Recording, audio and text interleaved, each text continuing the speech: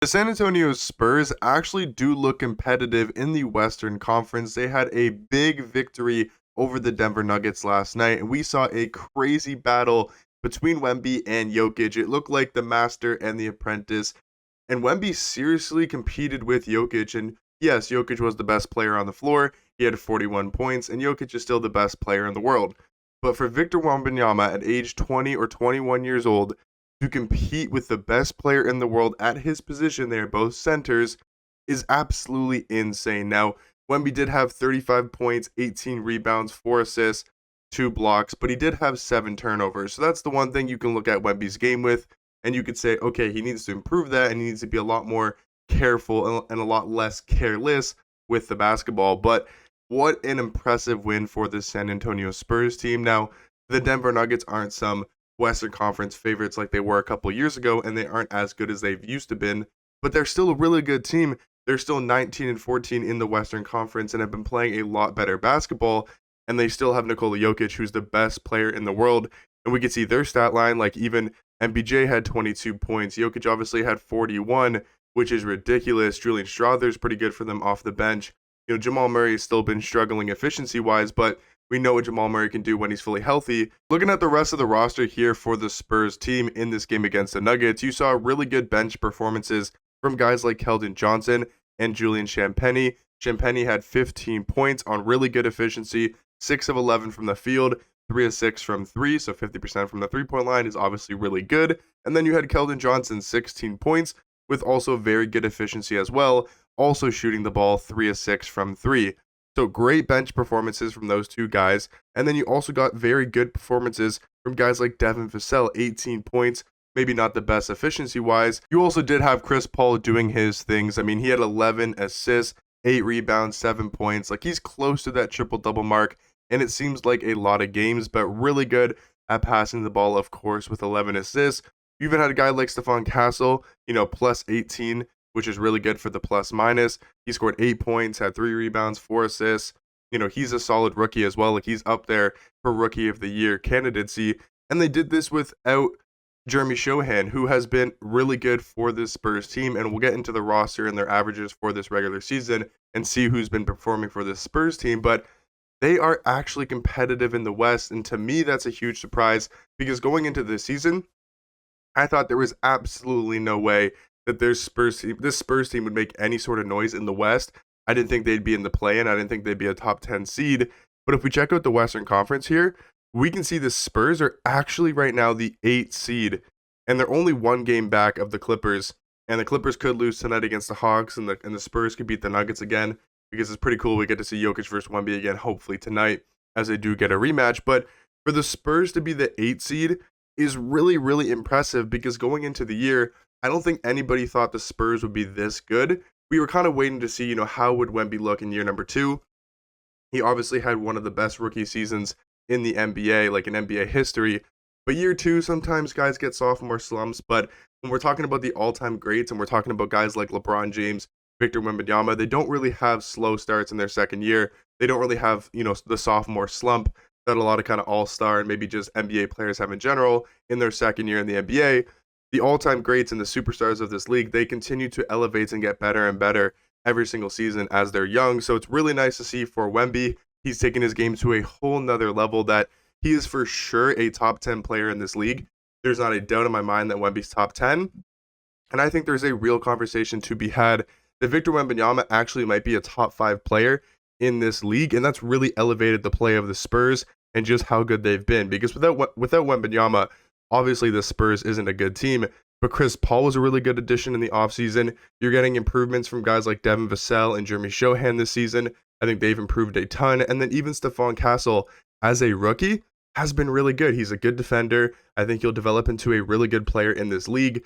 So to see the Spurs as the 8th seed, almost halfway, almost at the midpoint in this NBA season is really, really impressive. And I think they for sure will make the play-in, will definitely be a top 10 seed in the Western Conference. And that is super good to see because I feel like they were still maybe 1 or 2 years away with Wembanyama and competing, but they're actually competitive. And I would not want to play the Spurs team in the playoffs, if you're like a Denver Nuggets or if you're an LA Clippers. Like, they're going to be a hard matchup with Victor Wembanyama playing at the level he is. Taking a look here at the Spurs schedule, obviously we can see they did beat the Denver Nuggets last night, and they are playing them again tonight on back-to-back nights, which is really weird because they just played in Denver, and then they have to fly. Both teams have to fly to San Antonio today to then play another game at 8 p.m.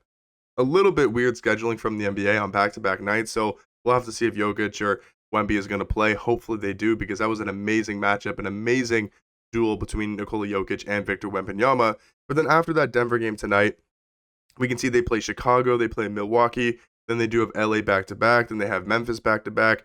They have a lot of back-to-backs coming up here. They also do play the Pacers back-to-back on the 23rd and the 25th of January. Now, taking a look here at this Spurs roster and taking a look at how well some of these guys are playing, we can see these are their regular season numbers as of so far in the NBA season.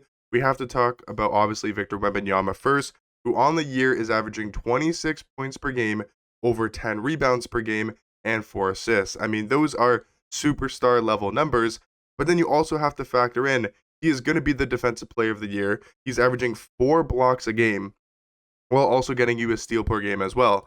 That is DPOY type of numbers, and Wemby's easily going to be the defensive player of the year. So on this Spurs team, you have the best defensive player in the league, the best anchor in the league, which really helps you on the defensive end. And this Spurs team is a very solid defensive squad.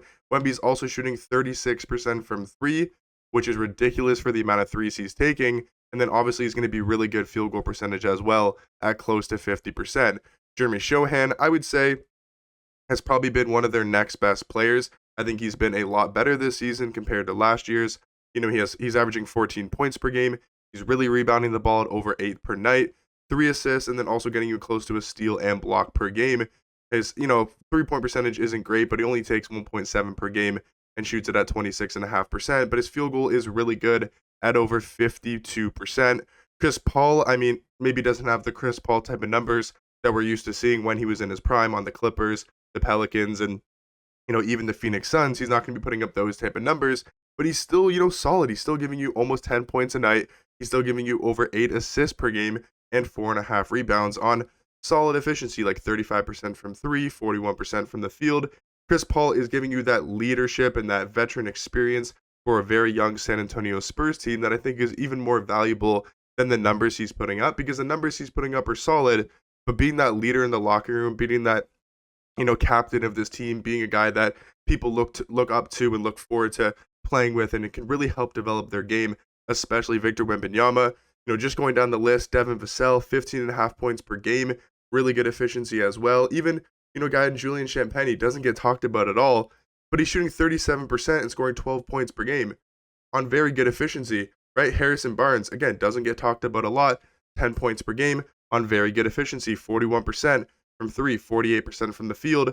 A lot of these guys around Victor Wembanyama are just shooting the ball very effectively. I feel like we, of course, have to talk about their rookie they drafted this year in Stephon Castle. I thought he's been really good this year for a rookie, and looks like he could finish as probably a top 3 Rookie of the Year candidate.